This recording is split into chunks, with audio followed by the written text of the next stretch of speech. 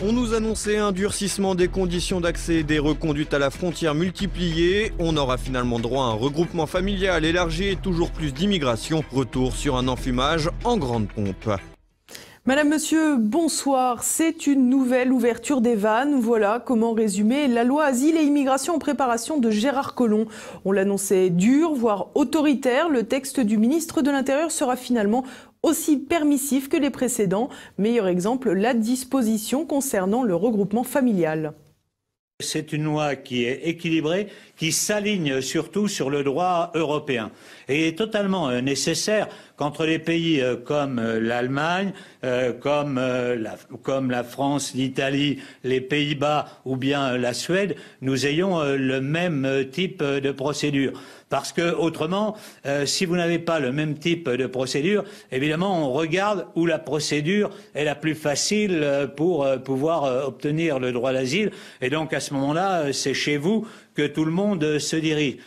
S'aligner sur le droit européen pour ne pas être plus attractif que ses voisins. La volonté de Gérard Collomb lors de l'annonce du projet de loi immigration ne laissait déjà pas grand espoir. Les précisions sur le texte à venir annihilent ce qu'il en restait. Toujours soucieux de ménager la chèvre et le chou, l'exécutif tient ses promesses en laissant se profiler un texte sans intérêt pour limiter les flux migratoires. Pire, la révision du regroupement familial laisse imaginer un regain d'arrivée sur le territoire. En effet, les mineurs bénéficiant du droit d'asile pourront, en plus de permettre à leurs parents de les rejoindre, faire venir leurs frères et sœurs. Il faut donc s'attendre à une arrivée massive de jeunes clandestins demandeurs d'asile.